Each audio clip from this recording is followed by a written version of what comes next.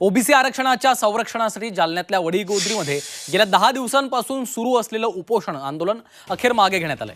सरकारच्या आश्वासनानंतर तुर्तास उपोषण स्थगित करण्याचा निर्णय लक्ष्मण हाके आणि नवनाथ वाघमारे यांनी घेतलाय।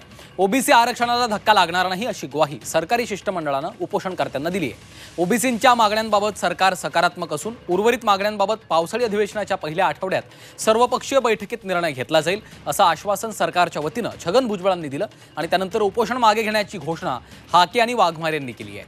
दरम्यान उपोषण मागे घेतलं असलं तरी लढा सुरूच राहील असंही त्यांनी स्पष्ट केलेलं आहे।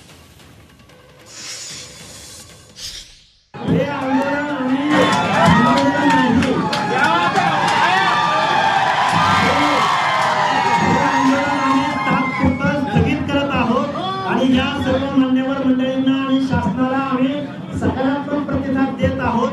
याचा अर्थ असा नाही की आमच्या ओबीसीचा हा तरुण वर्ग त्याला काही कळत नाही, त्याला समजत नाही आणि त्याला डावललं जातं ही त्याची भावना नाही हे समजू नये। आणि आज आम्ही हे आंदोलन सन्माननीय मान्यवरांच्या उपस्थितीमध्ये स्थगित करत आहोत। पुढच्या आंदोलनाची दिशा आमची संयोजक मंडळी ठरवतील आणि हे आंदोलन आम्ही स्थगित करत आहोत आणि पुढची आंदोलनाची दिशा ठरवू। सगळ्या गोष्टीची करायची त्याच्यामध्ये दोन नसेल। आपल्या महाराष्ट्रातील कनिष्ठ अत्यंत सकारात्मक चर्चा होऊन काही मागण्याबाबत निर्णय घेण्यात आले आणि ज्या उर्वरित मागण्यासंदर्भात निर्णय होणे अपेक्षित आहे त्यासाठी येत्या अधिवेशन काळात पहिल्या आठवड्यात सर्व पक्षीय बैठक आयोजित करून सर्वांनी मिळून निर्णय घेण्यात येईल। इतर मागास वर्ग घटकांमधील समाजावर कुठल्याही प्रकारे अन्याय होणार नाही।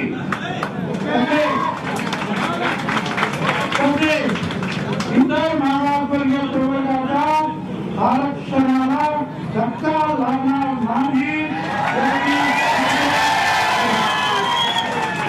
याची शासन दक्षता घेईल। शासन इतर मागासवर्गीय मागण्यासंदर्भात गंभीर आणि सकारात्मक आहे। तरी आम्ही आपणास विनंती करतो की आपण आपले आमरण उपोषण मागे घ्यावे।